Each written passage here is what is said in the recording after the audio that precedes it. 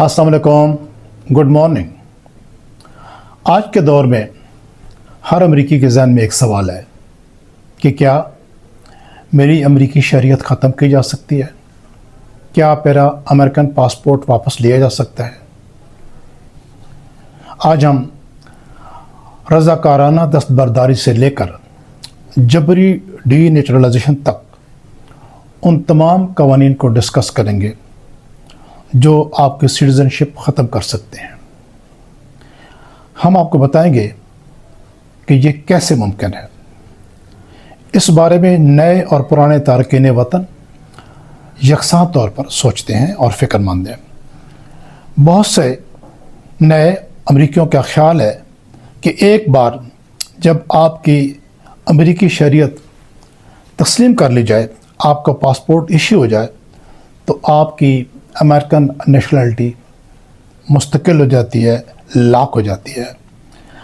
आपका पासपोर्ट, वोटों के हकूक़ और तमाम कानूनी तहफ़्फ़ुज़ात मिल जाते हैं। ये सारी अज़म्पशंस गलत हैं। सच तो यह है कि अमेरिका में शरीयत ख़्वाह वो पैदाइशी हो या नेचुरलाइजेशन के ज़रिए ताकतवर तो ज़रूर है, लेकिन महफूज हरगिज़ नहीं। इस वक्त कानूनी तरीक़ाकार और हकीकी दुनिया के ऐसे मामलात हैं जो ये साबित करते हैं कि आपकी अमरीकी शरीयत किसी भी वक्त किसी भी वजह से, जेन्युइन वजह से ख़त्म की जा सकती है। आज हम पेचीदा कानूनी फ्रेमवर्क को डिस्कस करेंगे।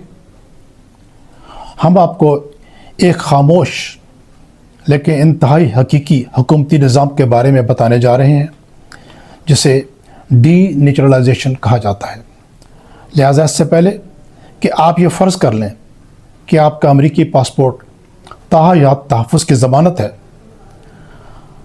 अहम बुनियादी बात यह है कि अमरीकी शहरी कौन है। नंबर एक, वो लोग जो अमरीकी सरज़मीन पर पैदा हुई है।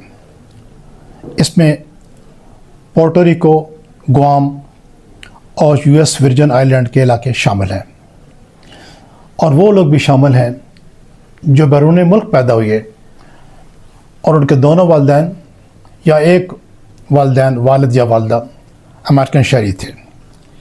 इन सब बच्चों को, इन सब लोगों को फितरी शहरी कहा जाता है। दूसरी किस्म वो लोग हैं जो नेचुरलाइजेशन के ज़रिए शहरी बने। ये लोग पैदाइशी तौर पर अमरीकी नहीं थे, लेकिन शहरियत हासिल करने के लिए इमिग्रेशन और नेचुरलाइजेशन के अमल से गुज़रे। दोनों इक़साम के शहरियों को आइन के तहत मुकम्मल हकूक़ हासिल हैं।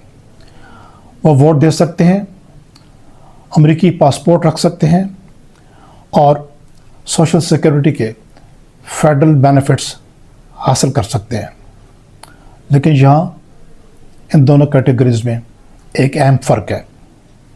जब शरीयत छीनने की बात आती है तो हुकूमत इन दोनों ग्रुप्स को अलहदा तरीके से देखती है।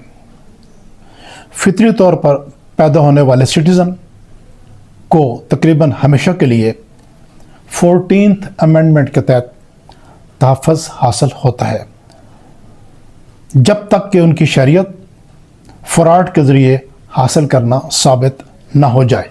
अब आते हैं नेचुरलाइज्ड शहरी की तरफ। ये शहरी एक सिटीज़नशिप के कानूनी अमल का नतीजा है। शरीयत मिलने के बाद अगर किसी भी वक्त ये साबित हो जाए कि सिटीज़नशिप के अमल के दौरान किसी भी कंडीशन पर कंप्रोमाइज़ किया गया है, तो वो शरीयत कानूनी तौर पर कैंसिल की जा सकती है। अब हम शरीयत खोने के आसान तरीके से शुरू करते हैं। रज़ाकाराना दस्तबरदारी ये एक रस्मी अमल है। इसके बारे में आप सिर्फ एक ख़त या ईमेल नहीं लिख सकते। आपको अमेरिका से बाहर کسی بھی ملک میں امریکی سفارت خانے یا کونسل خانے میں ذاتی طور پر پیش ہونا ہوگا اور آپ کو ایک حلف دینا ہوگا کہ آپ کے اس کے سارے نتائج اور نقصانات سے آگاہ ہیں۔ اس کے ساتھ تقریباً $2000 سرکاری فیس بھی آپ نے ادا کرنی ہے۔ آپ کو یہ بتایا جائے گا کہ یہ جو سرنڈر کر رہے ہیں آپ نیشنلٹی، یہ مستقل ہے۔ ایک بار جب یہ دستبردار ہو جائے گی تو آپ اپنا پاسپورٹ کھو دیں گے، آپ ووٹ کا کھو دیں گے، آپ سوشل سیکورٹی کے فیڈرل بینیفٹ تک رسائی کھو دیں گے، اور آپ اگر مستقبل میں امریکہ واپس جانا چاہتے ہیں تو آپ کو کسی بھی دوسرے غیر ملکی کی طرح امریکہ کا ویزا لینا ہوگا۔ بیرون ملک مقیم ہزاروں امریکی ہر سال اپنی شہریت ترک کرنے کا انتخاب کرتے ہیں، کچھ ٹیکس کی وجوہات پہ کرتے ہیں، اس لیے کہ امریکہ ان چند ممالک میں سے ایک ہے جو شہریت کی بنیاد پر ٹیکس دیتا ہے، نہ کہ رہائش کی بنیاد پر۔ اگر آپ امریکی شہری ہیں تو آپ دنیا کے جس ملک میں بھی رہتے ہیں، آپ کو امریکہ میں ٹیکس ریٹرن فائل کرنی ہے اور دنیا بھر سے اپنی آمدنی کو ڈکلیئر کرنا ہے۔ کچھ لوگ دوسری قسم کے ہیں جو اپنے سیاسی فائدے، ذاتی وجوہات یا طرز زندگی کی پسندیدگی کی وجہ سے اپنی امریکی نیشنلٹی سے دستبردار ہو جاتے ہیں، کچھ اس وجہ سے کہ انہوں نے کسی دوسرے ملک میں زندگی گزارنے کا ارادہ کر لیا ہوتا ہے، لیکن ایک بار جب یہ سرنڈر ہو جائے تو یہ واپس نہیں ہو سکتی۔ اب اس حصے کی طرف آتے ہیں جو زیادہ تر لوگوں کو چونکا دیتا ہے۔ امریکہ میں رہنے والے نئے امریکی سوچتے ہیں کہ کیا امریکی حکومت ان کا امریکی پاسپورٹ زبردستی چھین سکتی ہے؟ اس کا جواب ہے ہاں، چھین سکتی ہے۔ اسے ڈی نیچرلائزیشن کہتے ہیں۔ یہ آج کل کثرت سے ہو رہا ہے۔ محکمہ انصاف کی طرف سے ہر سال درجنوں اور بعض اوقات سینکڑوں کیسز کھولے جاتے ہیں۔ ڈی نیچرلائزیشن اس وقت ہوتی ہے جب حکومت یہ طے کر دی ہے کہ کسی کو امریکن نیشنلٹی دینے میں غلطی ہوگی۔ سب سے عام وجہ امیگریشن پروسیسنگ کے عمل کے دوران دھوکہ دہی یا غلط بیانی ہوتی ہے۔ اس کا مطلب مجرمانہ ریکارڈ کو ظاہر نہ کرنا، غلط شناخت کا استعمال، فوجی یا سیاسی وابستگیوں کو چھپانا، انسانی رشتوں کا غلط استعمال، شیم میرج، انسانی حقوق کی خلاف ورزیوں میں ملوث ہونے کو چھپانا۔ اس سے کوئی فرق نہیں پڑتا کہ آپ کو 5 سال پہلے سٹیزن شپ ملی تھی یا 25 سال پہلے۔ امریکی حکومت جب بھی آپ کے دھوکے کو پکڑے گی، آپ کی نیشنلٹی منسوخ کر دے گی۔ آئیے چند حقیقی دنیا کے معاملات کو دیکھتے ہیں جو ثابت کرتے ہیں کہ یہ صرف ایک نظریہ نہیں ہے، حقیقت میں ایسا ہوتا رہا ہے اور ہو رہا ہے۔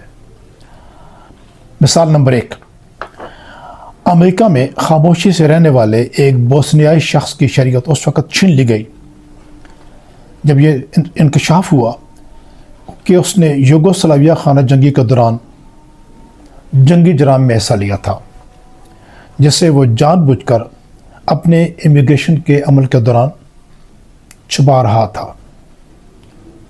دوسری مثال، ایک سابق نازی حراستی کیمپ میں گارڈ جو کئی دہائیوں سے امریکہ میں مقیم تھا، اپنی سٹیزن شپ کھو بیٹھا اور اس کے ماضی کا پردہ فاش ہونے کے بعد اسے ملک بدر کر دیا گیا۔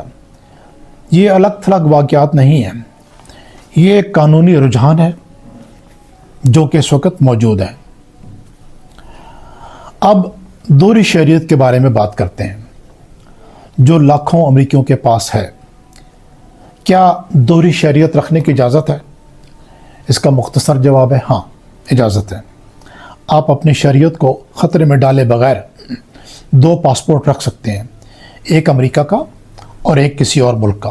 लेकिन याद रखें, अगर आप अपनी अमेरिकी शरीयत तर्क करने के मकसद के साथ गैर मुल्की शरीयत हासिल करते हैं या किसी दूसरी कौम के साथ खसूसी वफादारी की कसम खाते हैं या आप किसी ऐसी सरगर्मी में मुलव्वस हैं जिससे अमेरिकी खुद मुख्तारी को ख़तरा है, तो आपको ख़तरा लाहक हो सकता है। ये सारी फ़लसफ़ियाना बातें नहीं हैं, ये वे कानूनी मेयार हैं जिन्हें हुकूमत अदालत में इस्तेमाल कर सकती है और करती है। कवानीन मौजूद हैं और बार बार इस्तेमाल किए गए हैं।